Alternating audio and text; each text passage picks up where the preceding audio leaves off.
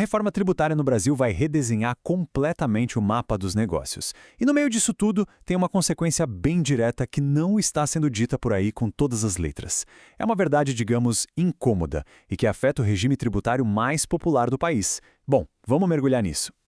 18 milhões. Esse é o número de empresas que hoje no Brasil estão no Simples Nacional. Para a gente ter uma ideia, isso é mais de 80% de todos os CNPJs ativos. É um número realmente impressionante. E o que acontece? Pois é, todos esses 18 milhões de negócios estão na iminência de encarar uma ameaça real. O que está em jogo aqui é justamente a maior vantagem competitiva que fez do Simples a escolha óbvia para tanta gente.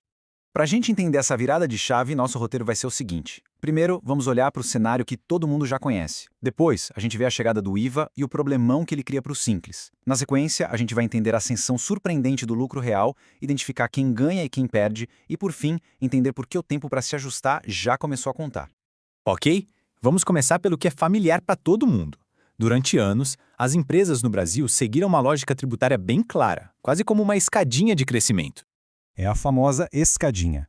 Geralmente, um negócio começa como MEI, depois, conforme cresce, vai para o Simples Nacional, dali pode passar para o lucro presumido, que é um meio termo, e por fim, quando vira uma grande empresa, chega no lucro real. É um caminho de evolução bem natural. E não é à toa que o Simples é o queridinho, né? Ele basicamente transforma o caos tributário brasileiro em algo mais simples. Ele junta um monte de impostos numa guia só, a DAS, o que já ajuda demais.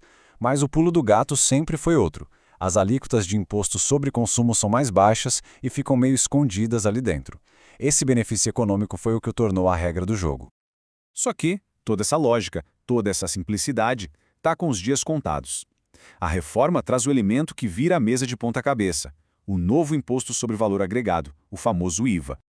O IVA, que vai ser a soma de dois novos impostos, o IBS e a CBS, vem para acabar com aquela era de alíquotas especiais mais baixinhas, que ficavam escondidas em regimes como o Simples.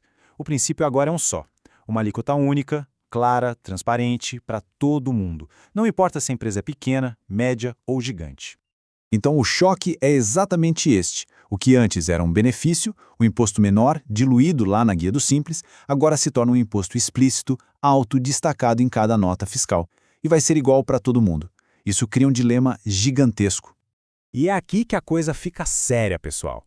Principalmente para quem vende para outras empresas, o que a gente chama de mercado B2B. Para esse pessoal, esse novo sistema transparente cria um problema crítico de competitividade. A pergunta de $1 milhão que todo dono de negócio no Simples precisa se fazer é essa: por que um cliente meu, que também é uma empresa, vai de repente preferir comprar do meu concorrente que não está no Simples? A resposta está na nova regra do jogo do crédito tributário. Com a reforma, o crédito que uma empresa pode usar para abater de seus impostos vai ser exatamente igual ao imposto que o seu fornecedor pagou e mostrou na nota fiscal. Acabou aquela história de crédito cheio ou presumido.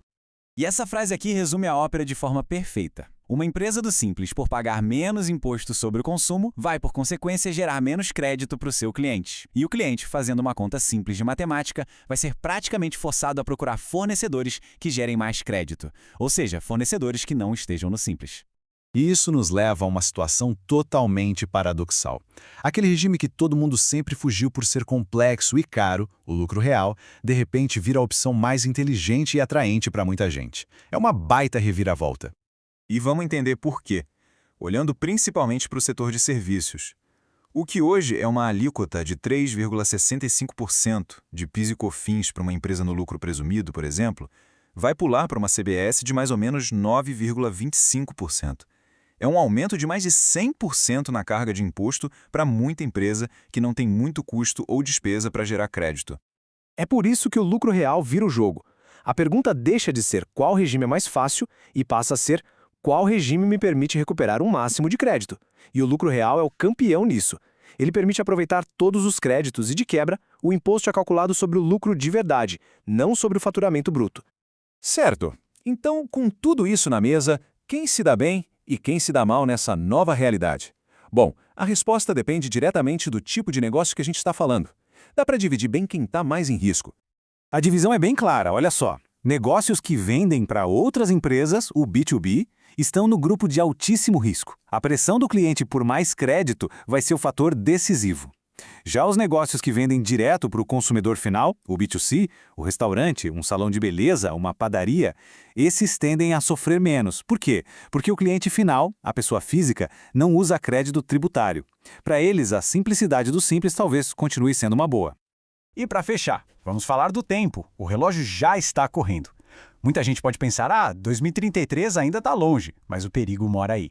A transição, na verdade, começa muito antes. Já em 2026 a gente vai ter as primeiras cobranças, mesmo que simbólicas.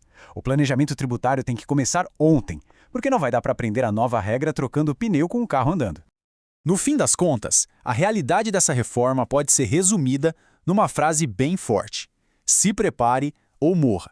Para milhares e milhares de empresas, não se planejar para essa mudança não vai ser só um erro contábil, vai ser uma questão de sobrevivência. A pergunta que fica no ar é: o negócio está pronto para essa virada?